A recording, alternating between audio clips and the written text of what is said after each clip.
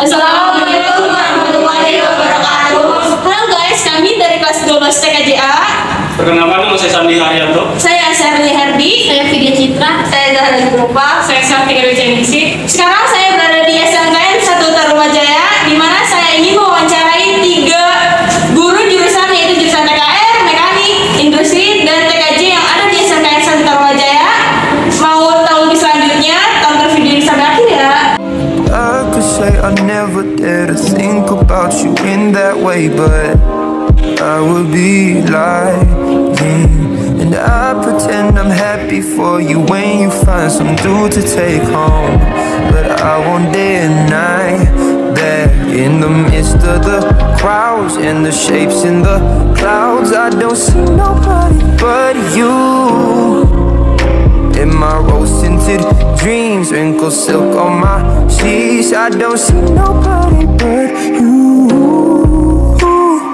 Boy, you got me hooked onto something. Assalamualaikum warahmatullahi wabarakatuh. Halo guys, di sini kami berada di depan lab komputer tempat jurusan TKJ. Kami di sini akan mewawancarai guru pengajar jurusan TKJ. Yuk, kita masuk. I could say I never dare to think about you in that way, but I would be lying. And I pretend I'm happy for you when you find some dude to take home.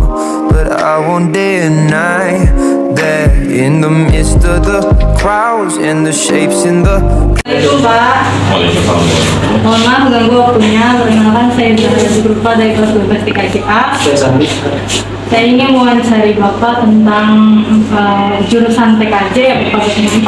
Silakan. Ya. Mohon perkenalkan nama Bapak. Oke, nama saya Afid Basria. Ya, titel saya Eskom. Saat ini saya mengajar di jurusan produktif ya, teknik pengajaran. Berapa lama Bapak mengajar di sini? Untuk saat ini saya mengajar sekitar dari tahun 2011 ya, kurang lebih sekitaran 9 tahun ya, 9 tahun untuk saya untuk mengajar di SMK Tarumajaya. Ceritakan pengalaman Bapak saat pertama kali bekerja sebagai guru. Pertama kali saya bekerja, saya tahun 2008 saya sudah mengajar di SMK Bina Siswa Utama yang di Kota Bekasi. Nah, di situ saya sudah mengajar sama Pak Kalian bersama ya, teknik komputer jaringan. Nah, kemudian setelah itu saya ke perusahaan ya, mungkin melanjutkan studi saya biar mengabdi mungkin lebih teknologi lebih biasa. Kalau di perusahaan kan teknologinya lebih bagus ya, makanya saya pindah ke perusahaan. Nah, dari situ saya kembali lagi ke sekolah. Nah, baru di tahun 2011 ini saya masuk bergabung dengan SMK 1 Tarumajaya. Apakah Bapak ada kendala dalam mengajar? Kalau kendala pasti ada ya, di setiap guru itu pasti ada kendala ya untuk mengajar ya. Mungkin yang pertama kalau di SMK 1 Tarumajaya mungkin kalau apalagi produktif ya, fasilitas gitu kan. Notabene-nya mungkin jumlah siswa dengan lab praktek itu mungkin tidak sinkron, mungkin lebih banyak siswanya gitu kan, makanya terjadi kan satu komputer bisa 2 orang gitu kan, yang mungkin itu satu lebih menghambat siswa untuk lebih mengerti. Terus sih permasalahan sebenarnya ada juga hal-hal lainnya, cuman kalau guru produktif pertama adalah fasilitas. Metode pembelajaran apa yang sering digunakan Pak? Kalau Bapak metodenya yang pertama pastinya namanya produktif ya, kita kan praktek ya, tapi sebelum praktek biasanya saya menjelaskan dulu ya kan, biar anak-anak itu lebih mengerti bagaimana nih untuk nanti praktek. Nah, bedanya teori terus praktek. Biasanya kalau secara bahasa pendidikan namanya project based learning. Bagaimana strategi Bapak dalam pembelajaran yang Bapak ajari? Strateginya ya, kalau di produktif ya, guru produktif TKJ, khususnya TKJ, kita ya wajib memberikan praktek ya, dan juga praktek itu harus ada tanggung jawab ya. Makanya Bapak di situ memberikan kayak LKPD ya, lembaga kerja. Dan biasanya nanti kita pun akan ada review ya, apa aja nih kira-kira anak itu sudah sampai mana nih tingkatannya gitu kan. Nah, ya, makanya dengan adanya penilaian itu seperti itu. Bagaimana Bapak menemukan ide baru untuk pembelajaran?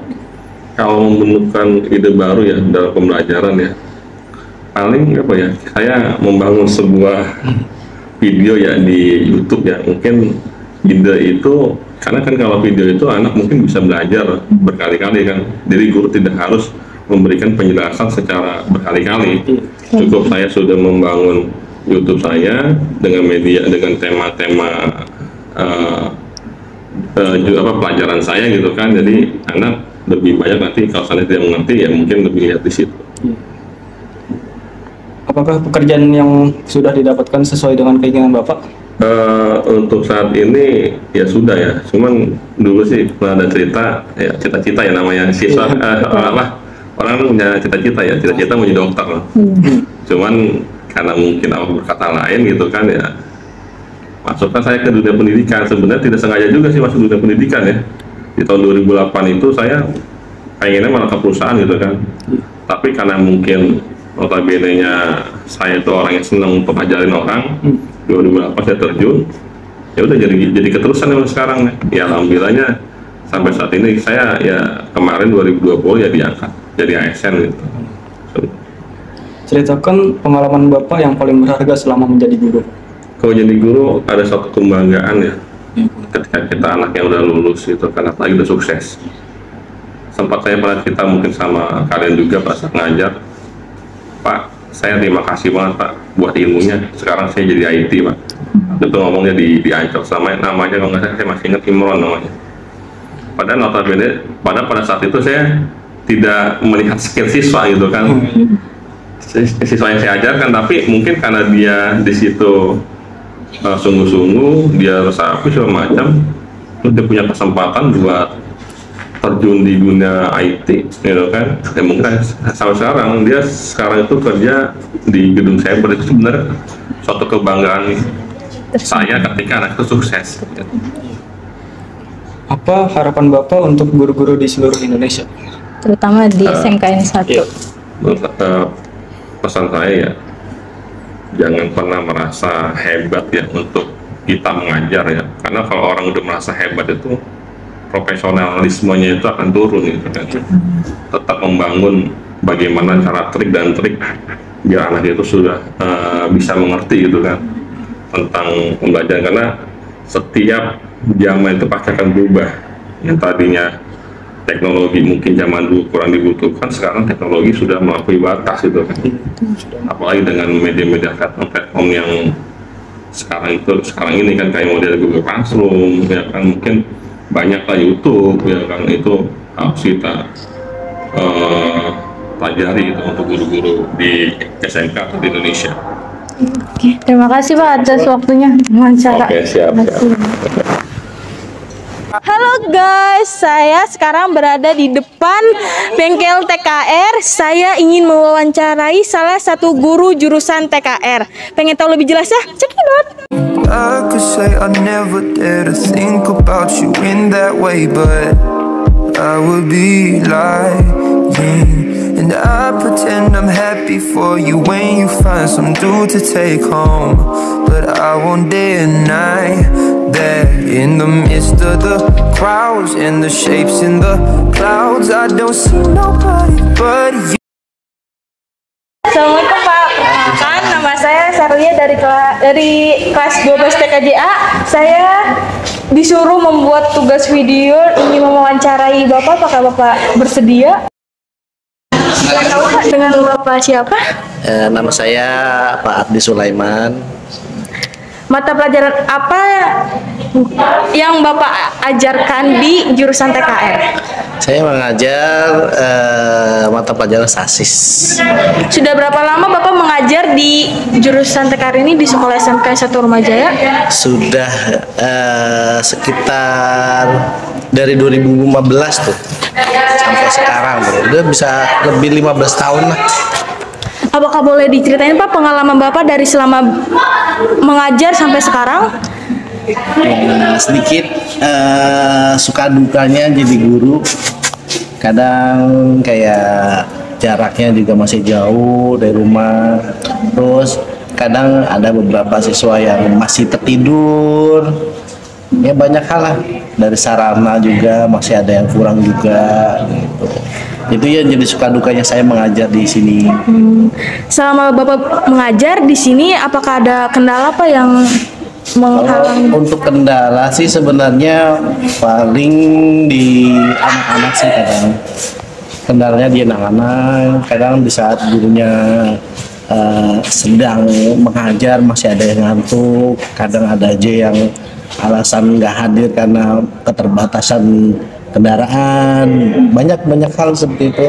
Tuh, tapi kalau untuk sejauh ini untuk apa sih fasilitas guru, insya Allah masih bisa, maksudnya nggak jadi kendala lah kalau untuk fasilitas. Metode pelajaran apa yang selama ini Bapak gunakan? Saya menggunakan teacher center metodenya, jadi masih mengaplikasikan materi metode yang dulu. Jadi guru itu menjadi pusat untuk anak-anak, teacher center. Bagaimana strategi Bapak dalam pelajaran yang Bapak ajari? Strategi saya itu paling kita lihat anak-anak, kita mapping anak dulu, anak-anak yang berpotensi lah kita bagikan, kita bikin kelompok. Awalnya kita bikin teacher study, nanti pembagian kelompok masing-masing gitu. Nanti kita kelihatan nih anak-anak yang berpotensi sama enggak. Jadi lebih mempermudah saya mengajar. Baik. Bagaimana Bapak menemukan ide baru untuk pelajaran? Paling saya coba lihat perkembangan zaman sekarang itu yang lagi trending itu apa. Coba kita aplikasikan ke anak-anak. Anak-anak gimana, masuk enggak gitu. Kadang kan kita juga harus menyesuaikan juga gitu. Di saat perkembangan zaman yang sudah mulai meningkat, anak-anak kalau bisa jangan sampai malah down gitu. Jadi seenggaknya bisa mengimbangi perkembangan itu. Apa pekerjaan yang sudah Bapak dapatkan sesuai keinginan Bapak? Kalau pencapaian mungkin iya. Pencapaian tuh saya senang kadang anak tuh sudah bisa mempraktekkan sampai saya ngajarin, misalkan contoh kayak dia menghidupkan mesin dari awal dia bongkar sampai dia memasang dan itu bisa hidup, itu suatu pencapaian yang luar biasa menurut saya. Terus dia bisa mengukur kayak gitu ya. Jadi sudah bisa menyesuaikan kompetensinya sih kayak gitu. Itu yang pencapaian besar saya untuk saat ini. Pak, boleh ceritakan pengalaman Bapak yang paling berharga selama menjadi guru? Yang paling berharga itu kadang ketemu anak yang sudah sukses tuh. Saya ingat dulu tuh waktu di zaman sekolah tuh dia agak susah sekolahnya. Saya kasih gambaran tentang dunia kerja, tentang praktek segala macam. Alhamdulillah anak yang udah mengaplikasikan itu dan dia menuaikan hasil dan sekarang udah sukses, sudah ya itu merupakan menurut saya itu pencapaian terbesar saya sih, bisa ngeliat anak-anak bisa sukses, bisa kayak orang bener-bener gitu. Kadang kan ada aja anak-anak yang masih nganggur gitu. Apa harapan Bapak untuk guru-guru di Indonesia, di seluruh Indonesia? Kalau untuk harapan sih sebenarnya banyak sih sebenarnya harapannya. Ya paling utama itu guru di Indonesia itu bisa apa ya? Bisa mencapai targetnya dia dalam hal karir ya, karena kan sekarang masih banyak yang guru-guru yang masih honorer, masih belum bisa masuk yang seharusnya sih. Kalau menurut saya pribadi untuk seperti guru-guru honorer di negeri itu kalau sudah lebih dari 5 tahun itu otomatis bisa terangkat sebagai ASN, tapi kan nggak tahu kebijaksanaan dari pemerintahnya seperti apa. Harapannya sih kalau bisa sih diperhatikan sama pemerintah untuk masalah karir, jenjang karir gurunya. Nah itu paling itu doang. Iya. Oke Pak, makasih banyak Bapak sudah meluangkan waktu Bapak untuk ingin saya kepoin tentang mata pelajaran ini. Terima kasih ya Pak. Assalamualaikum. Salam. Halo guys, sekarang saya ada di SMKN 1 Tarumajaya, tempatnya di Gedung Mekanik Industri, yang dimana saya ingin mewawancarai salah satu guru jurusan Mekanik Industri. I could say I never dare to think about you in that way, but I would be lying. And And I pretend I'm happy for you when you find some dude to take home. But I won't deny that in the midst of the crowds and the shit. Assalamualaikum Pak. Waalaikumsalam. Mohon maaf mengganggu waktunya. Kenapa? Perkenalkan, saya Sartika Dwi Cainingsi dari kelas 12 TKJA. Ingin mewawancarai Bapak mengenai jurusan mekanik industri. Apakah boleh Pak? Boleh, sok silakan. Mohon perkenalkan, nama Bapak siapa? Nama saya Pak Afif Firman Hermansyah. Mata pelajaran apa yang Bapak ajarkan? Saya ngajar di 12 mekanik A. Mata pelajarannya pemelihara teknik mekanik mesin industri. Kemudian di kelas 11 juga sama, mata pelajarannya sama. Di kelas 10 mata pelajarannya PDTM, materinya tentang pengelasan. Berapa lama Bapak mengajar di sini? Saya sudah 13 tahun. Ceritakan pengalaman Bapak saat pertama kali bekerja sebagai guru. Oke. Pertama kali saya sebagai guru, ya tentunya masih merasa canggung karena mulai baru pertama ya. Masih canggung menghadapi murid, canggung menghadapi kegiatan rutinitas aktivitas sehari-harinya gitu. Tapi seiring berjalannya waktu, lama-lama jadi terbiasa gitu. Apakah Bapak memiliki kendala pada saat mengajar? Kalau kendala sejauh ini sih ya pasti ada ya. Baik dari siswanya, baik dari peralatannya, kemudian dari segi waktunya. Kalau dari siswanya, karena memang dasarnya dari SMP ya, ini kan SMK, artinya banyak hal-hal yang baru yang dulu di SMP-nya belum diajarkan, sehingga memang butuh tenaga ekstra, butuh waktu ekstra untuk memperkenalkannya. Kemudian terkait alat juga, memang beberapa alat kita masih kekurangan, sehingga membutuhkan cara-cara pembelajaran yang inovatif agar anak-anak bisa paham, bisa mengerti gitu. Kemudian dari segi waktu, memang waktunya terkadang relatif cukup, kemudian ada juga yang relatif kurang gitu terhadap pembelajaran, terutama di bagian-bagian pelajaran yang praktek biasanya ya. Tuh, kemudian metode pelajaran apa yang sering digunakan? Nah, kalau saya sih metode yang saya gunakan adalah lebih ke kemandirian siswa ya.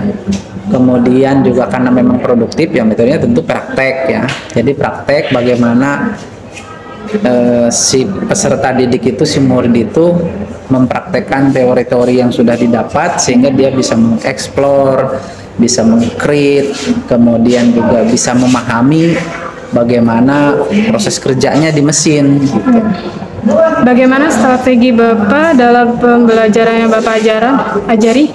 Nah, strategi saya ke peserta didik lebih cenderung saya memperlakukan mereka seperti teman. Jadi lebih terbuka, mereka pun ke saya sebagai gurunya tidak seperti anak ke orang tua, tapi memang seperti lebih ke teman. Dengan demikian, karena memang usianya udah usia remaja ya, mereka lebih banyak curhat, pendekatannya juga berbeda dengan pendekatan ketika kita mengajar SMP atau SD gitu. Kalau mengajar anak-anak remaja usia SMK memang harus pendekatannya lebih individual gitu. Bagaimana Bapak menemukan ide baru untuk pembelajaran? Nah, ide-ide baru itu terkadang muncul dengan sendirinya. Satu, kemudian kita harus belajar sama orang lain, sama guru lain, sama sekolah lain gitu, atau kita sering membaca, sering nonton YouTube gitu. Sekarang kan banyak metode, teknik ataupun cara-cara pembelajaran yang terbaru gitu. Apakah pekerjaan yang sudah diciptakan sesuai inginan Bapak? Apa bisa diulangi? Apakah pekerjaan yang sudah didapatkan sesuai keinginan Bapak? Iya, sudah sesuai. Ceritakan pengalaman Bapak yang paling berharga selama menjadi guru. Nah, pengalaman berharganya itu kalau guru cuma satu, hampir sama semua, yaitu mereka akan senang akan bangga, akan merasa berharga ketika melihat anak didiknya berhasil. Ya, setelah lulus misalkan mereka berhasil bekerja di mana atau jadi apa gitu, atau sukses menjuarai apa gitu, itu yang menjadi kebanggaannya. Apa harapan Bapak untuk guru-guru di seluruh Indonesia? Ya, harapannya guru-guru untuk seluruh Indonesia, khususnya di SMKN 1 Tarumajaya, mereka bisa terus berinovasi, mereka bisa terus termotivasi untuk mencerdaskan anak bangsa. Terima kasih Pak atas waktunya, mohon maaf mengganggu waktunya. Ya. Sekian video dari kami, terima kasih sudah menonton sampai akhir. Sampai jumpa. Wassalamualaikum.